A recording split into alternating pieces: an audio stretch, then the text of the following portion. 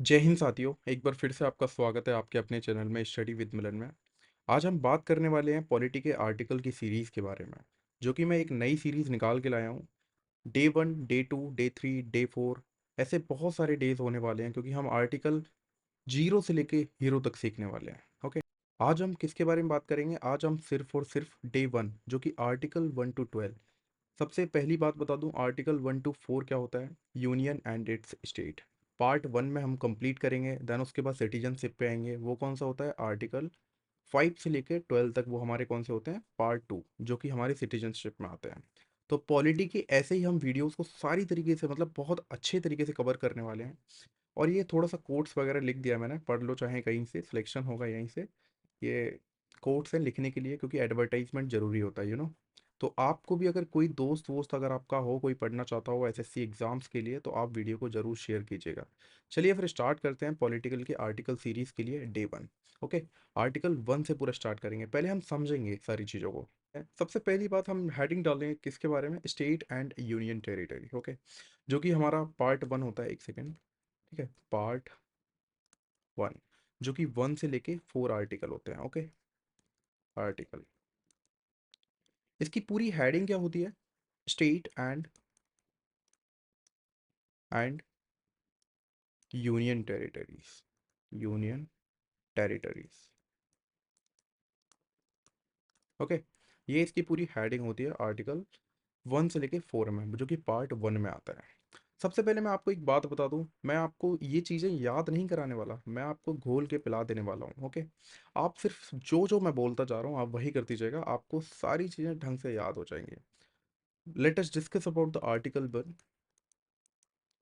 Article 1 जानने से पहले मैं आपको कुछ चीज़ें कंफर्म करा देता हूँ। स्टेट और यूनियन टेरिटरीज में क्या डिफरेंस क्या होता है? सबसे पहली बात, डिफरेंस जान लेते हैं। पहले कोई टॉपिक पढ़ते हैं, उस टॉपिक के बारे में अगर थोड़ा सा डिटेल्ड में सार निकाल लेते हैं ना, उसके बाद वो टॉपिक ज़्यादा समझ में आता है। तो अपन बात करेंगे स्टेट। स्टेट एक नॉर्मल बॉडी होती है, एक तरीके से स्टेट राज्य भी बोल सकते हैं। तो यहाँ पे क्या होता है, बॉडीज़ भी आती हैं स्टेट में। ठीक है, मैं आपको बता दूँ कौन सी बॉडीज़ आती हैं। जैसे कि पुलिस मैन होते हैं, it is also the part of the states, है ना। कोई भी सरकारी बिल्डिंग होती है which is also the part of states. But यहाँ पर ये बातें नहीं हो रही हैं। हाँ, यहाँ पर कौन सी बातें हो रही हैं मैं आपको बता दूँ, इसको मिटोल देते हैं। देन उसके बाद यहाँ पे कौन सी बात हो रही है? यहाँ पे हो रही है सरकारी, जो कि राज्य, जो कि राज्य के बारे में बात हो रही है, मतलब स्टेट। ओके, तो राज्य हमारे, आपको पता है, न्यू दिल्ली हो गया, है ना। ये तो यूनियन टेरिटरी है न्यू दिल्ली, बट राज्य में आसाम आ जाता है, हिमाचल प्रदेश आ जाता है, ऐसे बहुत सारे राज्य हैं। उन राज्यों की बात हो रही है। ओके, अब यूनियन टेरिटरी में क्या फ़र्क है? आपने सर राज्य तो बता दिया, यूनियन टेरिटरी में क्या फ़र्क है? मैं आपको एक पूरा डिटेल में डेफिनेशन बता देता हूँ। They are look like states, मतलब ये लगते तो बिल्कुल आपके राज्य की तरह हैं, जैसे कि राज्य के बारे में मैंने आपको बताया वही तरह के लगते हैं। But they are not administrator by CM, ये सीएम के द्वारा नहीं एडमिनिस्ट्रेट किए जाते। ये किसके द्वारा एडमिनिस्ट्रेट किए जाते हैं?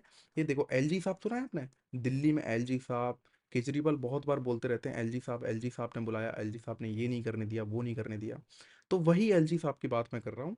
ठीक है, वो एडमिनिस्ट्रेटर करते हैं। और यहाँ पर जो राज्य होता है नॉर्मल, वो केंद्र सरकार या फिर कोई भी सीएम होते हैं ना, किसी का भी सीएम हो वो एडमिनिस्ट्रेट कर सकते हैं। ओके, तो एलजी यूनियन टेरिटरी में क्या फर्क होता है? They are look like state, but they are not administrated by CM, they are administrate by the administrator which are appointed by the central government, which are on the recommendation of council of minister, and finally appointed by the president। ठीक है, हमारे जो president of India है उनकी तरफ से appointed मिलेगा, then वो डेफिनेटली क्या हो जाएंगे? यूनियन टेरिटरी के एक तरीके से नज़र रखने वाले। ओके, तो मैं आपको बता दूं, इनका तो एडमिनिस्ट्रेटर करने का काम होता है, वो एलजी साहब होते हैं जो कि यूनियन टेरिटरी में करते हैं। अब आपको स्टेट के बारे में और डिफरेंस और यूनियन टेरिटरी के बारे में पूरा डिफरेंस ढंग से समझ में आ चुका होगा। Now let us discuss about the article 1। अब हम किसके बारे में बात करने वाले हैं? आर्टिकल 1 के बारे में बात करेंगे। पहले इसको पूरा रफ कर देते हैं, है ना। आर्टिकल 1 में क्या लिखा है मैं आपको बता दूं, एक सेकेंड मैं यहाँ पे कलर चेंज कर लेता हूँ ताकि और ज़्यादा आसानी हो जाए आपको। आर्टिकल 1 में क्या लिखा है? India, that is Bharat, shall be a union of states. Okay, India, that is Bharat, shall be a union of state. Union of states का मतलब देखिए, मैं आपको वी बना के दिखा देता हूँ, ठीक है। यहाँ पे ये ऐसे, फिर उसके बाद मिजोरम, है ना, त्रिपुरा, ये सारी चीज़ यहाँ से होते हुए ये अपना इंडिया का मतलब ऐसे ही तो नॉर्मल तरीके से जो तैयारी करते हैं यूपीएससी एस्पिरेंट, वो नॉर्मल इस तरीके से मैप बनाते हैं। बट मैं यूपीएससी एस्पिरेंट नहीं हूँ, डेट्स पे मेरा ड्राइंग बहुत वीक है, ओके। तो आप समझ जाइए, एज्यूम कर लीजिए this is the map of India. India that is Bharat. यहाँ पे बहुत सारे राज्य होते हैं, आपको पता है सिक्किम होता है यहाँ पे, ठीक है ना। ऐसे ही यहाँ पे ये देखा जाए तो यहाँ पे तो छोटा सा ये श्रीलंका अलग हो गया, ये देश हो गया। बट यहाँ पे बहुत सारे राज्य होते हैं, उनका जो यूनियन होता है that is Bharat, okay. India that is Bharat shall be a union of states, मतलब कह सकते हो आप। यहाँ पर क्या दे रखा है, डेफिनेशन दे रखी है। Now let us discuss about the article 2। Article 2 के बारे में बात कर लेते हैं। आर्टिकल 2 हमें क्या बोलता है, if you want to change a name, आप अपने राज्य का नेम चेंज करना चाहते हैं तो आप कर सकते हैं। बट उसके लिए क्या होता है, अमेंडमेंट लगते हैं, है ना। और अमेंडमेंट हमारे टोटल कितने हैं, ये आपके लिए एक होमवर्क रहेगा, है ना। कमेंट में मेरे को ज़रूर बताइएगा कि अमेंडमेंट हमारे टोटल अभी तक कितने हो चुके हैं।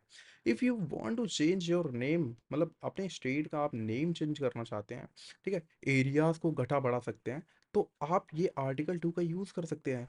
पर कैसे कर सकते हैं, अमेंडमेंट के थ्रू, तो आप ये याद रखिएगा। Now let us discuss about the article 3। Article 3 में क्या होता है, जैसे बाहर की बाउंड्रीज को एक्वायर करना चाहते हैं, है ना। बाहर के कुछ कुछ लाइंस आ रही हो या फिर कोस्टल लाइंस को एक्वायर करना चाहते हैं तो आपको आर्टिकल 3 की ज़रूरत पड़ती है। जैसे एक्वायर्ड करने के लिए उसमें भी अमेंडमेंट लगते हैं, तो आपको यहाँ पर भी क्या होता है, एक्वायर्ड, ठीक है। एक्वायर्ड आप करना चाहते हो किसी भी बाहर की कोस्टल लाइंस को, तो आप यहाँ पे एक्वायर कर सकते हो। ड्यू मतलब किस तरीके से कर सकते हो, आपको अमेंडमेंट लेने पड़ेंगे, अमेंडमेंट, ओके। आपको अमेंडमेंट करना पड़ेगा, देन उसके बाद आप यहाँ पे एक्वायर कर सकते हो, ओके। नाउ बात कर लेते हैं आर्टिकल 4 के बारे में। 4 के बारे में, आर्टिकल 4 आपको क्या कहता है, आर्टिकल 4 कहता है ये सारी चीज़ें जो हो रही है ना आर्टिकल 2 में, आर्टिकल 3 में, इन सब को मान्यता कौन देगा, कौन देगा मान्यता, आर्टिकल 4 देगा भाई। आर्टिकल 4 इन सबको मान्यता देगा। तो आर्टिकल 4 क्या करता है, इनका साथ देता है, ओके। आर्टिकल 2 और 3 का साथ देता है। तो यहाँ पर क्या हो गया हमारा, पार्ट 1 कंप्लीट। पार्ट 1 में क्या होता है, स्टेट एंड यूनियन टेरिटरी, मैंने आपको डिफरेंस समझा दिया था स्टेट एंड यूनियन टेरिटरी का। आर्टिकल 1 2 3 4 मैं आपको समझा चुका हूँ। नाउ अब हम क्या बात करने वाले हैं, आर्टिकल 5 से लेकर 12 के बारे में, जो कि क्या आता है, सिटीजनशिप। चलिए बात कर लेते हैं। पहले मैं आपको डिफरेंस सिखा देता हूँ, कंपैरिजन बता देता हूँ सिटीजनशिप कैसे होती है। जैसे कि नॉर्मल सिटीजन्स होते हैं अपने इंडिया के, देखिए यहाँ पे दो डिफरेंस दिखा देता हूँ एक बार। सिटीजनशिप, और यहाँ पे एलियंस लिख लेते हैं। ये एलियंस वो नहीं है यूएफओ वाले जो कोई मिल गया मूवी में आया था, वो वाले एलियंस नहीं है। ये एलियंस किनको बोलते हैं, जो बाहर से लोग आते हैं। जैसे कि बाहर के देशों से, मान के चलिए आप यहाँ पे अमेरिका से, बाहर के देशों से अंदर आते हैं लोग, है ना। जैसे बाई चांस कोई भी देश में अंदर एंट्री करना चाहता है, आपने डंकी मूवी देखी होगी ना, उस तरीके की चीज़ें मतलब एंट्री करना चाहते हैं तो उनको क्या बोलते हैं, एलियंस बोलते हैं। और वैसे भी नॉर्मल हम किसी भी बाहर के इंसान को हम एलियंस बोल सकते हैं। Citizen of other country, they do not enjoy political rights, okay. यहाँ पर सिटीजनशिप के बारे में बता दूं, सिटीजन्स और एलियंस में डिफरेंस क्या होता है। Full member of Indian state, इनको क्या बोलते हैं, full member of Indian states, है ना। अब जब फुल मेंबर हैं ये इंडियन स्टेट के, तो इंडियन स्टेट्स में कुछ फंडामेंटल राइट्स भी बनाए होंगे। अब फंडामेंटल राइट्स बनाए तो कौन कौन यूज़ करेगा, इंडिया के सिटीजन यूज करेंगे ना, बाहर के एलियंस थोड़े ना यूज करेंगे। तो फुल राइट जो भी बनाए गए हैं वो कौन यूज़ करेगा, हमारे सिटीजन्स यूज़ करेंगे, ठीक है। डिफरेंस समझ में आ गया। बाहर के लोग जो आए होते हैं वो उनको क्या बोलते हैं, एलियंस बोलते हैं। और सबसे बड़ी बात, आप यहाँ पे आके उनके जो भी इंजॉय पॉलिटिकल राइट्स होंगे उनको आप इंजॉय नहीं कर सकते। तो ये इसमें डिफरेंस होता है, ये मेजर डिफरेंस है। कभी कभार क्वेश्चन आ जाते हैं डिफरेंस के ऊपर, तो मैं डेट्स वाई बहुत सारी चीज़ों को मैं कवर करते हुए चलता हूँ। नाउ अब हम बात कर लेते हैं किसके बारे में, आर्टिकल 5 के बारे में। आर्टिकल 5 क्या बोलता है, आर्टिकल 5 बोलता है जो भी आज़ादी के समय नागरिकता जिसको मिलनी है, जैसे कि जो उस तरफ जाना चाहता है, उस तरफ मतलब पाकिस्तान, ठीक है। पाकिस्तान में जो जाना चाहता है वो उधर चले जाए, जो इंडिया में रहना चाहता है वो इधर आ जाए। तो वहां पर क्या बोलते हैं, सिटीजनशिप, जो कि जन्म जन्म सिद्ध अधिकार है आपका, सिटीजनशिप, ठीक है। जन्म अधिकार, या आपको सिटीजनशिप मिलती है। ओके, यहाँ पे आर्टिकल 5 आपका हो गया। आर्टिकल 6 बोलते हैं, आर्टिकल 6, ठीक है। आर्टिकल 6 बोलते हैं कि जो लोग वापस आए, ठीक है, मान के चलो जैसे सिटीजनशिप आर्टिकल 5 में जन्म वाले लोगों को मिल गई, बट कुछ लोग उस तरफ भी गए होंगे, पाकिस्तान की तरफ। अब उन लोगों का मन हुआ आने का, वहां पर जो भी कुछ हुआ तो उन लोगों का वहां पर रहने का मन नहीं किया, वो वापस इंडिया में आना चाहते हैं, ठीक है। इंडिया में आके सिटीजनशिप मिल जाएगी, बट अभी नहीं मिलेगी। आपको कुछ समय के लिए रहना पड़ेगा, 11 साल या 4 साल, कुछ उनका समय होता है कार्यकाल, वहां पर रहना पड़ेगा। तभी मैं बोल रहा हूँ 6 लोग वापस आए। 6 लोग कौन कौन है? हिंदू, मुस्लिम, सिख, ईसाई, ये धर्म है जो कि 6 वापस आए, ठीक है। आर्टिकल 7 में बात कर लेते हैं। आर्टिकल 7, आर्टिकल 7 में क्या है, कुछ लोग यहाँ से गए थे, है ना, गए भी थे, है ना, वापस भी आए, इनमें मुस्लिम भी ऐड हो जाते हैं। तो यहाँ पे आर्टिकल 7 में क्या है, आर्टिकल 6 में क्या सीखा हमने, 6 लोग वापस आए। आर्टिकल 7 में क्या है, आर्टिकल 7 में 7 लोग वापस गए और वहां से फिर से वापस आ गए, है ना। आर्टिकल 7 आपका कंप्लीट हो गया। अब नाउ हम बात करेंगे आर्टिकल 8 के बारे में। आर्टिकल 8 आपको पहले नाम बता दूं, रचित रविंद्र, रचित रविंद्र। ये ऐसे लोग होते हैं जिनके मम्मी पापा इंडिया में रह रहे होते हैं, और मम्मी पापा इंडिया में रहते रहते ये लोग बाहर रह रहे होते हैं दूसरे देशों में, है ना, उनकी सिटीजनशिप लेके। बट इनके मम्मी पापा इंडिया में हैं, तो इनको भी सिटीजनशिप मिल जाती है, ठीक है। तो ऐसे लोगों को क्या बोला जाता है, person of Indian origin. Person of Indian, ऐसे लोग नहीं, मैं मेरा वो मतलब नहीं है ना, person of Indian origin. This is the example, आप किसी और वे में ना लें। आर्टिकल 9 क्या बोलता है, टर्मिनेशन ऑफ सिटीजनशिप। आर्टिकल 9, अब मैंने जितने भी अधिकार दे दिए, आप कुछ गलत काम करोगे, कोई भी सारी चीजें मतलब डंकी वंकी मार के कहीं और जाओगे, तो भाई मैं बता रहा हूँ आपका टर्मिनेशन हो जाएगा। तो वो आर्टिकल 9 क्या बोला जाता है, आर्टिकल 9 में बोला जाता है termination of citizenship. Okay. Article 10 में क्या होता है, आर्टिकल 10 में क्या होता है, पार्लियामेंट जो होती है, पार्लियामेंट इन आर्टिकल्स के ऊपर कुछ भी लॉ बना सकती है। आई मीन सिटीजनशिप के ऊपर एक लॉ बना सकती है। आई मीन कोई भी 2/3 पार्ट उनका जो पार्लियामेंट में बैठता है, 2/3 पार्ट ने अगर लॉ को पास कर दिया, तो वहां पे वो लॉ पास हो जाएगा, और प्रेसिडेंट की भी साइन चाहिए होते हैं, ठीक है। तो आर्टिकल 10 में क्या है, पार्लियामेंट लॉ बना सकती है किसके ऊपर, सिटीजनशिप के ऊपर। Now let us discuss about the article 11। Article 11 में क्या है, parliament to regulate the right of citizenship of India. आपको समझ नहीं आया, कोई नहीं। Parliament to regulate the citizenship, ठीक है, ऑफ लॉ। जैसे कि पार्लियामेंट ने एक लॉ बनाया, लॉ जारी कर दिया, है ना। अब लॉ जारी कर दिया, लॉ जारी करने के साथ सबको पता है साइन होते हैं 2/3 के, है ना। साइन होने के बाद प्रेसिडेंट के पास जाता है साइन होने।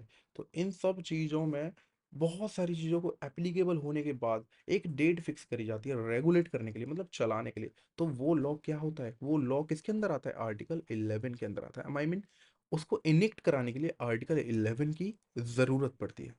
आपके हो गए 5 से 11 हो गए ना। तो आपका पार्ट 1 मैंने कंप्लीट करा दिया, यूनियन एंड इट्स स्टेट। अब पार्ट 2 क्या है, 5 से 11, सॉरी अगर मैंने 5 से 12 बोल दिया तो I am so sorry. Part 3 है 12 से लेके 35 तक।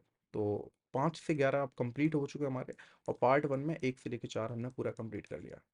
अगर आपको कुछ भी थोड़ा बहुत भी समझ नहीं आया, आप वीडियो को वापस जाके देखिए, आपको पूरा समझ में आ चुका है, ठीक है। ऐसे ही हम पूरी सारी सीरीज करने वाले हैं आर्टिकल्स के ऊपर। ऐसे ही बिल्कुल अपना साथ बनाए रखिएगा, साथ दीजिएगा। जय हिंद, जय भारत।